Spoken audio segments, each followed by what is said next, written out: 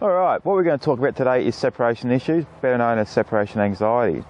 And the reason we call them separation issues these days is because we now realise that dogs are now in a state of stress and have gone way past anxiety. So now we call it an issue because it is a general behavioural issue. A lot of dogs are euthanized in this country because of separation issues. They become that bad. Dogs can self-mutilate, they can be destructive, they can escape.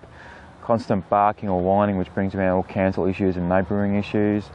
And the dogs are so far gone, they're not responding to medication or training. The most common breeds for separation issues that I see are Jack Russells, English Staffordshire Terriers, and Australian cattle dogs. And the reason we see a lot of these is because they're extremely popular. It's like anything, you see a lot of Commodores, you're going to get ones that break down and have common faults because there's so many of them. I'm not saying they're a bad dog, because they're not. I've had all these breeds and they're great dogs.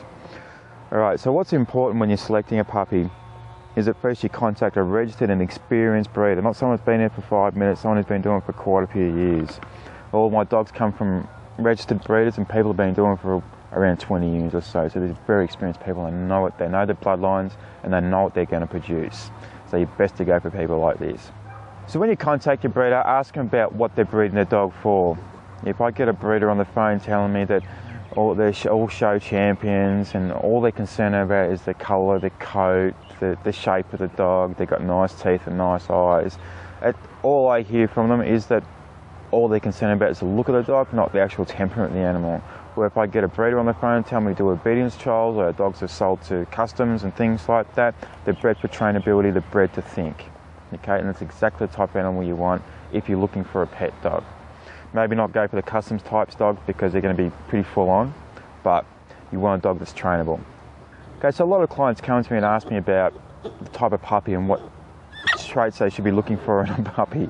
And this is not a behaviour you'd want to be rewarding either, I can tell you now. I wait for him to calm down a little bit, then I will reward him. But what I look for in a litter is, normally when you walk in, you get a whole group of puppies come running up to you and they'll jump all over you and things like that, which is fine. But I don't want the puppy who is constantly scratching at me and whining at me for 10 minutes or so. I don't mind the puppy coming up to me initially at first and being excited, that's normal, but after a minute, 2 minutes, 3 minutes, I want the puppy to sort of wander off and do its own thing. But after 10 minutes, if it's still at me, this is not a puppy I'm taking home, okay? This puppy will have a higher tendency for separation issues than most other dogs would. Okay, so you want a little dog that's a little bit independent, and you'll get them more male dogs than you will in female dogs. So prevention is better than the cure. So what you want to focus on is having a routine. A puppy aged 10, 12 weeks of age will need to be fed 3 times a day until it's around 4 to 5 months of age. Okay, so it's going to be fed in the morning, fed in the middle of the day, and fed in the evening. Okay, it doesn't have to be 8 o'clock, 12 o'clock, then 6 o'clock. Be flexible with it. It can be within a 2-hour span of each other. Don't let the dog get on the minute on the dot, because they'll know pretty much when it's due about that time, and you're going to start with a lot of demanding behaviours. So on your terms, not the dog's. Regularly walk your dogs, but don't walk your dog the same time every day. All right, you'll end up with a lot of demanding behaviours and things like that, especially clients come home. As soon as they get home, they take the dog for a walk straight away. Just more to the point to get it out of the way. But what the dog learns after a couple of weeks is that as soon as the owner comes home, I go for a walk. By the time you walk inside the house, the dog's going to be bashing your door in to get inside and go for a walk. Or if the dog's already inside, it's going to be harassing you horrendously. So be flexible with that one. Make sure your puppy has regular play times and you enjoy having play times with your dog. Okay? Don't get overly excited with it. Just be play. Don't let them bite you or mouth you and things like that. Because even though young Mater, he is only young, but he's going to have a very strong bite as he gets older. So it's not something you really want to encourage. So daily training is really important. It's going to stimulate his little brain and help him learn much faster as he gets older and older and older. Don't fall into the trap. And I get many clients coming to me, my dog's 8 months, 10 months, a year old, can I start training it? You should have been training it when you first got him. They're really receptive to training, just like little children are. And what is going to happen, he's going to open his neural pathways, okay, and it's going to stimulate his brain, and he's going to learn a lot faster. Remember, the dog's learning to learn all the time. So now you brought your puppy home and you've just separated it from its brothers and sisters and its mother. Don't expect it to be fine all by itself, because it's not going to be. The first time in its life it's going to be by itself overnight in the laundry, in the backyard, or you bought a little puppy pen for it maybe. Right? There's a few little things that are going to help you to get your puppy through its first few nights. One is a hot water bottle wrapped up in a towel. or a blanket. Make sure you got a little bit of water so the puppy's not going to dehydrate overnight at all. It's going to be a little bit more comfortable. Not too much water, otherwise the puppy's going to wee everywhere. You can have a radio or an old wind-up clock, and just a bit of ambient noise in the room so it's not so silent for the puppy, because the puppy's used to having brothers and sisters and mother around it, so a little bit of noise is always good.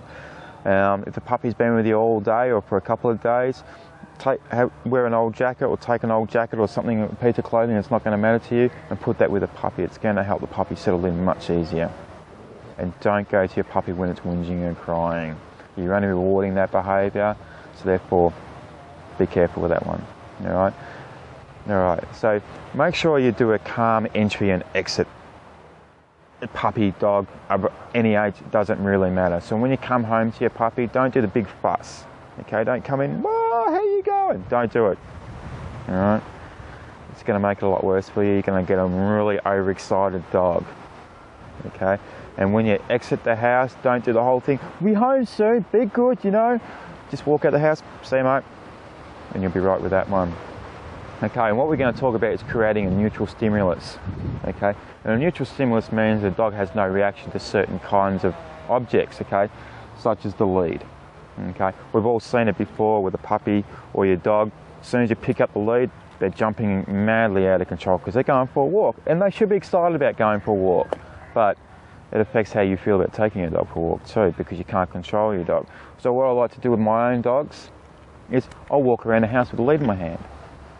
Okay, just walk around the house with a lead in your hand all the time. Pick it up, put it down, pick it up, put it down. Do as many, often as possible until your puppy is no longer reacting to it or your dog's no longer reacting to it, and that's what we mean by a neutral stimulus. Your keys is the best one. Because the puppy knows or your dog knows you're about to go out when you pick up your keys. Okay, it's the same thing. Pick them up, put them down, pick them up, put them down until you get no reaction from your dog anymore, then you'll be right. So make sure, whether your dog or your puppy, that you never go to when it's crying, scratching at the back door. You might be worried about your neighbours, but it's going to last a very short amount of time the more consistent you are with it. If you start going to your back door when your puppy or your dog's crying, you're only going to make the problem worse, and you're going to annoy your neighbours a damn sight more. So what to do if you've got a separation issue? All right.